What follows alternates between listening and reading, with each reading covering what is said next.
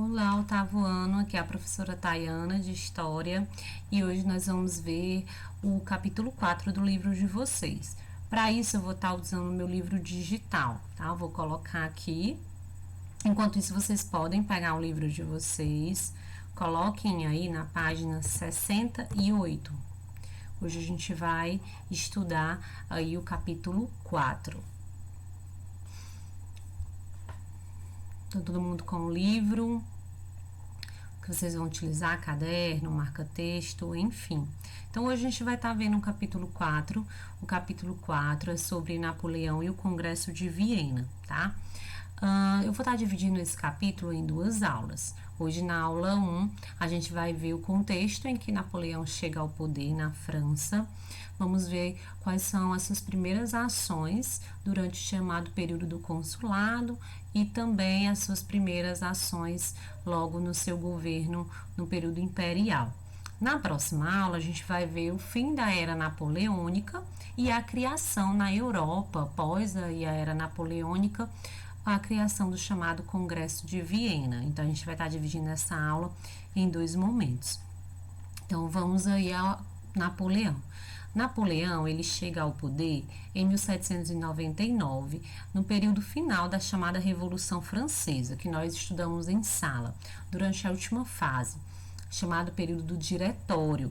Napoleão vai ser convidado pelos chamados girondinos, que integravam ali o governo do Diretório, né, numa tentativa de melhorar a imagem do governo perante os franceses. Então, Napoleão, naquele momento, já era um general, um jovem general do exército francês, tinha uma grande fama e popularidade entre os franceses, trazia aí um grande número de vitórias à frente do exército, tá? Então, isso o tornou uma figura querida pelos franceses naquele momento. Então, numa tentativa de amenizar as críticas contra o seu governo, os diretores então resolvem convidar Napoleão a fazer parte do chamado consulado.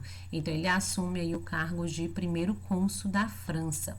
Era o primeiro cônsul que tomava as principais decisões, seja a criação de algum imposto, seja a criação de uma lei. Então, era um cargo de suma importância dentro da França, tá? Então, vamos aí para a página seguinte, para a página 69. Vou dar um zoom aqui para na página 69. Construção do Império Napoleônico, tá? Então, é nesse contexto que Napoleão chega ao poder. Ele, logo depois, vai mostrar que tinha planos ambiciosos ao chegar ao poder na França. É aí que ele vai dar o golpe do 18 Brumário, né? Vai se transformar, então, em cônsul único, cônsul vitalício. E em 1804, ele vai fazer uma consulta à população, tá? Uma consulta aos franceses, aonde essa consulta vai permitir que ele se torne imperador da França. Pessoal, a Era Napoleônica, ela ao todo terá 16, quase 16 anos. E nós costumamos dividir esse período em duas fases. A primeira fase é o período do consulado, quando Napoleão chega ao poder como primeiro cônsul, depois como cônsul vitalício. E a segunda fase é o chamado Império Napoleônico, quando Napoleão, então, em 1804, se torna imperador francês. Então, lembrem-se, essa era napoleônica é dividida nessas duas fases, tá? E aí, no livro de vocês, na página 69, no primeiro parágrafo, ele vai falar, então, sobre como foi esse processo de Napoleão, primeiro cônsul, cônsul vitalício e então assumindo o cargo de imperador na França, tá? Então ele assume, chega ao poder, se transforma em cônsul, logo depois ele vai ser coroado imperador, tá? Então, lembrando que ele chega aí ao poder na última fase da Revolução Francesa. Napoleão vai tomar uma série de medidas, né, que vão melhorar a França, a estrutura da França internamente.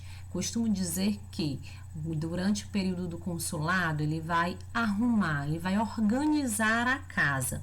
E lá no finalzinho do consulado, já indo para o período do império, ele vai se dedicar a uma política externa, uma política mais expansionista. Mas nesse primeiro momento, ele vai fortalecer internamente a França. Como? Primeiro, ele vai se alinhar, né, ali aos liberais, vai se aproximar ainda mais da burguesia francesa, vai buscar também apoio da Igreja Católica, né, a igreja que havia se afastado um pouco do governo durante o período revolucionário. Então, ele acaba se aproximando aí do Papa Pio VII, tá? O Papa vai até mesmo o coroá-lo como imperador, quem faz na verdade, o Papa vai participar da cerimônia, né? Porque, na verdade, é o próprio Napoleão que vai se autocoroar imperador da França. Ele que vai ali, olha, colocar, né, a coroa nele mesmo. Então, ele vai se autocoroar. Então, ele vai buscar essa aproximação, então, com a Igreja Católica, com o Exército, com os ideais liberais. E uma prova disso que a gente vai ter aí na página 70, vão ser aí todas as medidas tomadas durante o período do consulado. Como eu disse para vocês, durante o período do consulado, Napoleão vai organizar internamente a França, né? Vai organizar a sua casa. É aí que a gente vai ter uma série de medidas numa tentativa de realmente promover o progresso, uma melhoria tanto na economia, na produção industrial, tá? Na educação, na questão das leis, do direito. Então, a gente vai ter um grande incentivo durante aí o seu governo, né? À escola, ao ensino universal e laico, sob a supervisão do Estado. Inclusive, a gente vai ter cursos de formação para professores durante a chamada Era Napoleônica. Outro destaque vai ser na área do direito. Ele vai promulgar uma espécie de código civil, que vai entrar para a história com o título de Código Napoleônico. Nesse código, ele vai coroar os ideais franceses. Quais as medidas que traziam o Código Napoleão? Olha aí no parágrafo 2. O código vai garantir a igualdade dos cidadãos perante a lei, todos eram iguais perante a lei, assegurava a propriedade privada, proibia greves e sindicatos, restabelecia a escravidão nas colônias francesas, a escravidão que havia sido abolida durante o governo jacobino, durante a Revolução Francesa, né? E restaurava aí a autoridade patriarcal, ou seja, o direito do pai, do homem na família, tirava todos os direitos que as mulheres haviam conquistado durante aí a Revolução Francesa. Então, nesses mais de 2.000 artigos, mais de 800 era relacionado aos valores da burguesia diretamente, principalmente assegurando o direito à propriedade privada. Então, isso vai deixar muito claro que Napoleão buscava o apoio, né? Ele servia aos interesses da burguesia na França. Tá? Além do Código Napoleônico, a gente também vai ter, olha, a criação aí do Banco da França. E ele vai também criar uma nova moeda nacional, o chamado o franco, numa tentativa realmente de fortalecer a economia na França. E durante o governo de Napoleão, a gente vai ter um grande incentivo à industrialização, tá? Como eu disse para vocês, durante esse período do consulado, ele vai se dedicar bastante ao progresso, às melhorias na educação, na área do direito, na educação, na industrialização. Lembrar, viu, gente, que Napoleão tinha uma grande rival naquela época, que era a Inglaterra. A Inglaterra era a maior economia mundial e rivalizava na questão política, militar com a França. E a Inglaterra estava passando por um período de intenso progresso e de industrialização, tá? A Inglaterra vai ser pioneira na chamada Revolução Industrial, que vai ser o tema do nosso próximo capítulo. E com relação à área militar, a sua política exterior, como eu disse para vocês, nesse primeiro momento, ele vai se dedicar a organizar a França com todas essas medidas: incentivo à educação, criação do Banco da França, de uma moeda nacional, o incentivo à industrialização, a criação de um Código Civil napoleônico. Depois de organizar melhor internamente a França, de fortalecer economicamente o país, aí sim, aí Napoleão vai pôr em prática o seu plano ambicioso, que era realmente de tomar territórios em toda a Europa, tá? E é aí que ele vai iniciar a sua campanha militar. Então, ele vai começar a invadir vários países vizinhos, tá? Vai também vencer a maioria dessas batalhas, vai anexar vários territórios ao mapa francês, mas ele não vai conseguir, nesse primeiro momento, né, desmobilizar aí a sua principal rival, que era a Inglaterra. Ele tenta uma tentativa aí frustrada de invadir a Inglaterra. A Inglaterra tinha uma importante marinha mercante, conhecida na época, e era um dos maiores países aí do mundo. Então ele não consegue invadir a Inglaterra. Então, por meio da força militar, Napoleão não consegue enfraquecer o país inglês. É aí, gente, que ele vai tomar uma medida para tentar abalar economicamente a Inglaterra, que é o que a gente chama de bloqueio continental. Ele vai determinar, vai proibir que qualquer país na Europa não poderia fazer nenhum tipo de transação comercial com a Inglaterra, tá? Tayana, Napoleão tinha esse poder todo? Tinha. Napoleão, por terra, as tropas francesas eram imbatíveis, por mar, a Inglaterra. Napoleão tinha ali nas suas costas grandes vitórias, ele havia se fortalecido tanto politicamente como militarmente dentro do território europeu.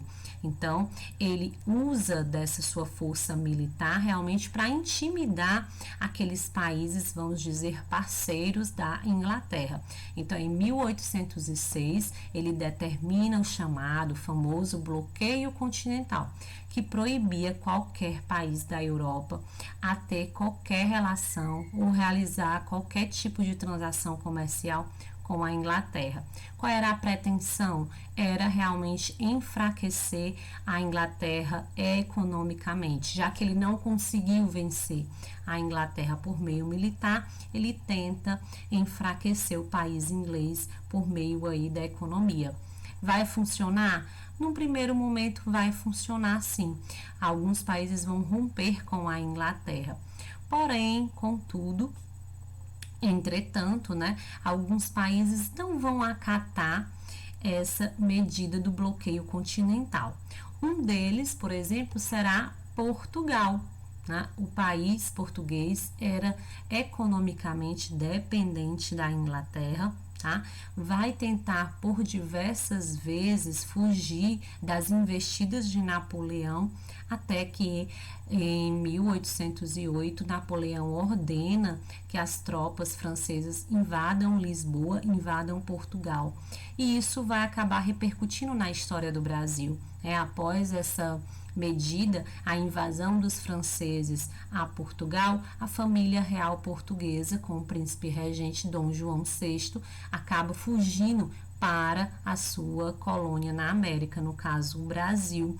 É nesse contexto que o Brasil passa então a sediar o governo português, né? Olha aí um momento em que a história da França vai repercutir na história do Brasil. Então, após essa, vamos dizer, essa fuga da família real, né, de Portugal, a família real vem a se abrigar no território nacional, no território brasileiro, certo?